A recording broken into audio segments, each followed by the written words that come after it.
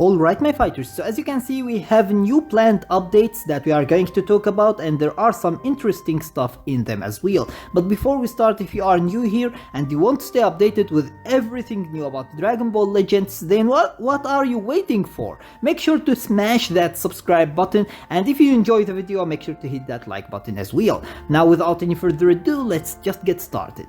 Now first of all, unfortunately they aren't saying when they are going to implement these updates, but since they already gave us actually some first-hand information about them, I think they should implement them next week, unless something abnormal happens during this week until the next week. So basically I think we should see these updates actually next week. Anyways, the first update is reduce the number of Chrome Crystals required to haste adventures. Right now, in case you don't know, it costs you actually 20 Chrome Crystals per hour to haste adventures. So for the 7 hours adventure, it will cost you actually 140 Chrono Crystals, and for the 23 hours adventure it will cost you 460 Chrono Crystals. So you can see in the case of the 23 hours, it costs you nearly a half multi in order to be able actually to haste that adventure, and this is an insanely high price to pay in order to actually haste one adventure, just one adventure. It's just crazy. Anyways, since they are going to reduce it, that means that not many people actually use this function. Let's be honest, they aren't going to reduce it if many people actually use it. They saw that it's a so high price that not many people are actually using this function, so they will reduce it. And I think that in order for them to get the effect that they want, which is many more people actually start to use this function, I think they should reduce the amount of Chrono Crystals required to actually 10 Chrono Crystals at bare minimum, half of it. That will cost you basically 70 Chrono Crystals for the 7 hours and 230 for the 23 hours. So this is going to be actually an acceptable amount of Chrono Crystals to haste one adventure. Just one adventure is going to cost you all that. It's just an acceptable amount of Chrono Crystals. It's not great, it's not good, it's just acceptable. Anyways, the second change is, or update, adjust Rising Soul bonus bottles to make souls even easier to earn. They did actually already adjusted a long time ago and made it even easier actually to get souls from the bonus bottles, but it seems that from analyzing data about how players are playing, they got actually or they noticed that it's still not easy enough actually for the majority of players to farm souls, so they are going to make it actually even easier. Now it's a very welcome change because souls are needed actually for multiple stuff, including basically upgrading your Zenkai characters and upgrading your equipment, and basically making it easier to farm these souls is very welcome change, and a very good one as well. Next, we have actually increased the amount of Zeni that gold bars can be exchanged for at the recycle center.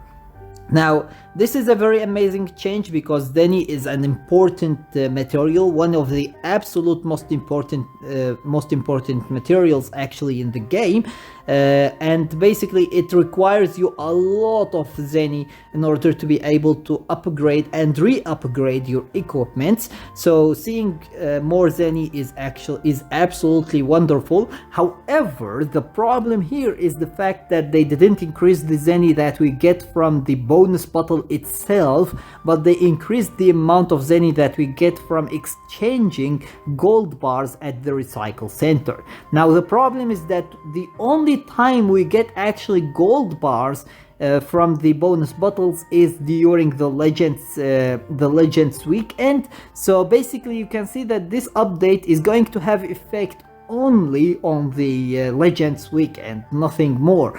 We aren't going to get any more Zeni actually during any day of the week, any other day of the week. So basically It's a very nice change, but it would have been much better if they increased actually the amount of Zeni that we get from the bonus bottle itself and not just from exchanging the gold bars. Anyways, next we have increased the exchange rate of certain souls that can be traded for with soul exchange middles. This is another very welcome change. It's not going to have a high effect, but it's still actually a very welcome one, because the more souls we can get for the soul exchange middles, the better it is, and basically increasing them is always welcome. Allow great dual coins and equipment middles to be exchanged for slot removers. This is a very amazing change actually, because that will make getting slot removers much easier for free-to-play players, and it's a very welcome change actually, and a great one. Anyways, update the Legends ticket exchange lineup. This is an interesting one. This is a very interesting one because of the fact that they actually make this update every 6 months or every year, depending on how they feel about it actually. So last time they updated it, we got actually Ultra Instinct Goku, Majin Vegeta and Vegito Blue in the shop. Now we are going to get most likely Gogeta Blue and Broly. They should come together. This is actually just a given. However, are they going to count them as one Legends limited character or as two, because of the fact that they came at the exact same time? So basically we will see if they are going to give us Gogeta Blue, Broly and future Gohan, if I am not mistaken, was actually the one that came after them, or if they are going to give us maybe Gogeta Blue, Broly, future Gohan and even actually Kid Buu, in case they count Gogeta Blue and Broly as one banner, basically as one Legends limited character. So we will see what they are going to do with that, but I hope that we get at bare minimum up to future Gohan, because otherwise it's going to be actually disappointing. But still, we should get basically the two most anticipated characters in the game and the most wanted characters, basically Gogeta Blue and Super Broly. Yes, they aren't as broken as they were. Yes, they aren't actually extremely useful in the game, but you can't deny the fact that Gogeta Blue is one of the absolute most wanted characters in the game, even though he isn't actually that great. Like seriously, that even adds up to how greatly wanted he is actually in the game. Anyways, update the lineups for the Legends Welcome Summon and the Legends Welcome Sparking Rarity Granted Ticket Summon.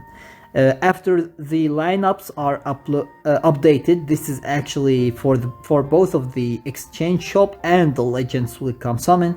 You will still be able to use the Legends Welcome Summon tickets or the Legends tickets in order to be able actually to get the characters or the summon for on the banner. Anyways, these are actually the updates. They are pretty amazing. They are very welcome, and it's really nice to see them updating the game. They usually do it during the or before the anniversary and before the Legends Festival, which makes it actually every 6 months or around 6 months.